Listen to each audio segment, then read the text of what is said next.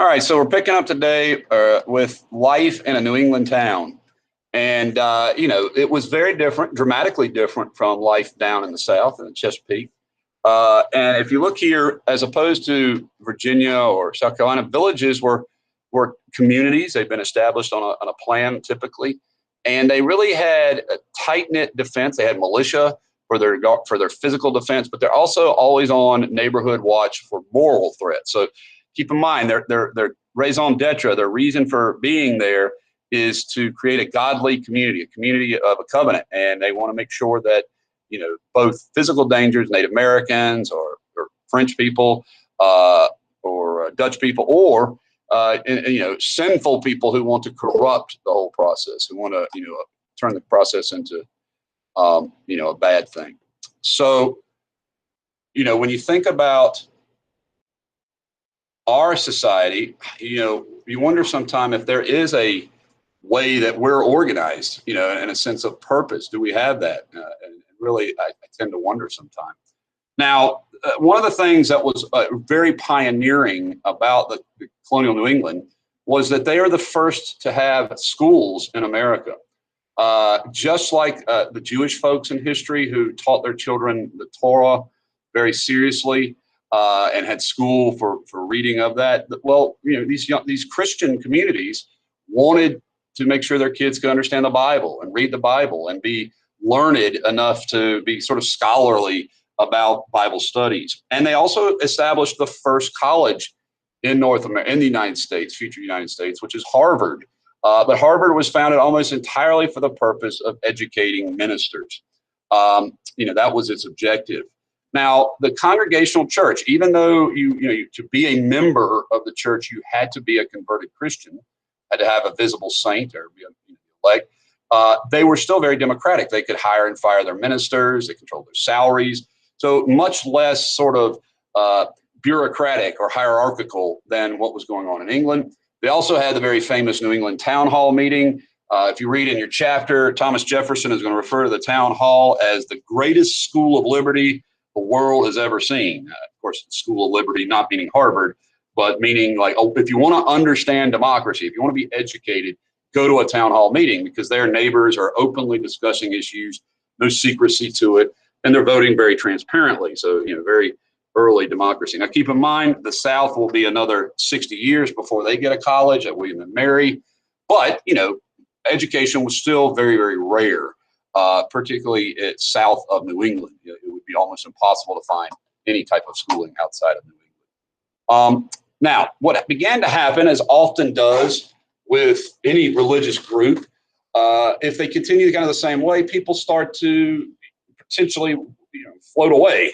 And by that, I mean, one of the great threats to religious activity can be wealth or success, because people are less desperate. They feel less, bound to kind of have to live this very rigid life. So what was happening in New England was people were making a lot of money, or not a lot of money, but they were doing well for themselves. And they weren't even trying to join the Congregational Church. And that alarmed the Congregational Church because membership was kind of going down.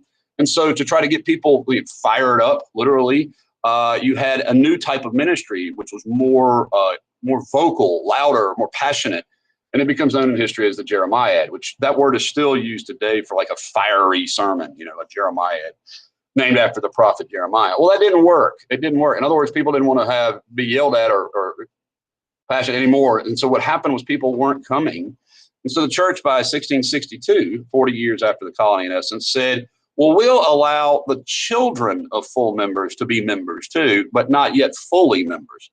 They're halfway members. And so this becomes known as a halfway covenant. But what you start to see here is that by reducing their religious, zealotry or purity, people did come more to church. But at the same time, people were less knowledgeable about Christianity's kind of key doctrine. So in other words, they were kind of sacrificing a little bit of the head worship for a little bit of the heart worship.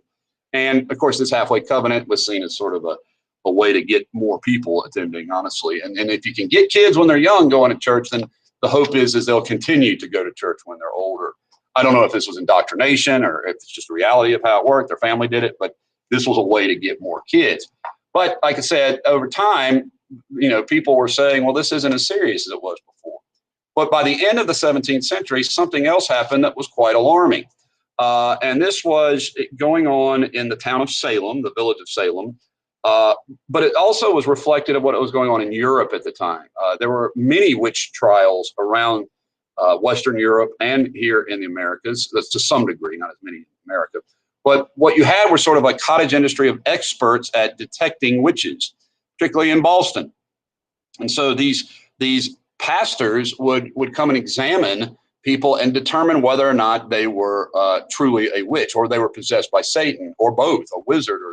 And so what happened here in the town of Salem in 1692 was quite startling, because many people are going to die as a result of these accusations. But what comes to light from people like Cotton Mather and even the governor later on is that, wait a minute, these people are actually being killed because their neighbor wants their land, or their neighbor doesn't like them. There's an old grudge against them.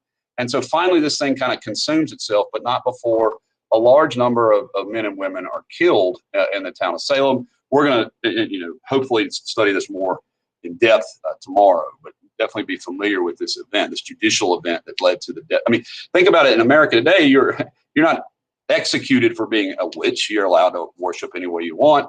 But, try to keep in your mind, why would they do this? Is it just for religious reason or social reasons? Is one exaggerated or one more important than the other? What was their motive for killing their neighbors? And that's literally what happened. They hung them, they crushed them. And so this was a really remarkable event in history, the Salem witch trials. Now, in New England, overall, life was pretty good if you weren't being accused of being a witch. New Englanders are known throughout history of having what is called Yankee frugality, particularly in places like Vermont, New Hampshire. Frugal means not wasting, not spending more than you have, not leaving anything behind to be wasteful. And one of the arguments for this is that if you're making your living out of rock, basically out of soil that's granite, you don't want to spare them any amount of energy. Plus, there's this whole concept of the Puritan work ethic, which is very much a part of their behavior. So, you have this very serious kind of people who are working very, very hard just to make a living. And what that does lead to is, because of their strong religious beliefs, very strong, and the very hard nature of farming here, being a yeoman in this area is very difficult. People just didn't move to New England much, other than, particularly Calvinists. Now, there were other people there, but they found it was not nearly as satisfying as Pennsylvania or New York when it came to making a living. Because there weren't large plantations or big farms, there was really no reason to have farming-based slavery, agrarian slavery. There were slaves in New England. It was legal, but they usually played the role or served the role of house servants, domestic servants, not as farm laborers. But nonetheless, New England did have slavery. Another thing that made travel very difficult in New England was the rivers were too quick. Down here in the South, we do everything slower. The temperature's hotter, our accents are slower, because we have usually these fat, slow rolling rivers, Up New England's way, they were mountainous. If you've ever been to Killington in Vermont, the skiing resort, or in New Hampshire or Maine, and the river's very quick, which later on is going to be great for factories. If you need to put a factory on a water wheel, these rivers are perfect for that, with lots of waterfalls. Probably right there with the South, an enormous impact on the land. They're going to clear vast areas of forests. Lumbering is a major industry in New England, but by far the most important industries were related to the sea, maritime industry. So they built ships in Boston for England. They fished off the Grand Banks and off the coast of Boston, off the coast of Massachusetts, and they whaled. They went out and killed the sperm whale, particularly. So whaling, and so you're going to have a lot of water-based enterprises in New England. But nonetheless, this becomes a very sort of long-standing tradition in America. Most of the major inventions of the mid-1800s are going to be invented by Yankees, New Englanders. Most of I'll never forget reading Mark Twain's book, A Connecticut Yankee in King Arthur's Court. And this is about an inventor who actually goes back in time, and his inventions can do all kinds of neat stuff, and they think it's witchcraft, and it's kind of Mark Twain being Mark Twain. And of course, the influence of Puritanism or the Congregational Church. So this is sort of a summary of all the colonial experiences. Obviously, it's very, very generalized. You can't really make too many specific generalizations about all the colonies, but nonetheless, 90+% of the American colonists were farmers. So we could pretty much say if you were talking about an American prior to at least the 1800s, they were farmers. That was just absolutely how they made their living. Their schedule was very different from ours, at least not all of ours. Some of us in this area are still farmers, but your seasons, like when you harvested, when it rained, and the daylight hours were all an element of your schedule. Today, of course, we work based on the sort of industrial schedule of 8 to 5, 9 to 5 kind of stuff. But that was not purely their reason. They did it based on, if it was sunlight, they did it until the sun went down.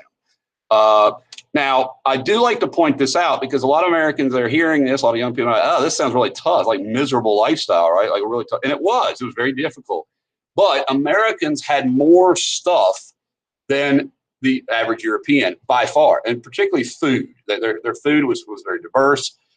They lived a more free lifestyle. They could own land. So Americans kind of had it better right away than their European cousins. And typically the people who came over here had enough to start with to kind of make a go at it, like to get a wagon and go out westward, with the exception, of course, of indentured servants, but somebody paid their way here too, with the exception, of course, of Africans who really didn't have a hope after the first 40 years. Hierarchies do develop class-wise. In the South, there'll be large planters, and really from not even just the South. You have the patroonships in New York and some of the large landowners in Pennsylvania, but overwhelmingly, the South will be dominated by an aristocratic class. And then in the North, they're shipping and merchant wealthy people, and this leads to a lot of rebellions. So like I said the other day, a hallmark of the American experience is rebellion. It's very, very much part of the tradition, and that's going to lead to, in the end of the day, a new government that we'll have to create after the revolution to try to keep rebellions in check, because rebellion is so common as a part of the American sort of behavior. So that summarizes our colonial life for this chapter, and we will conclude with that and move on to other topics.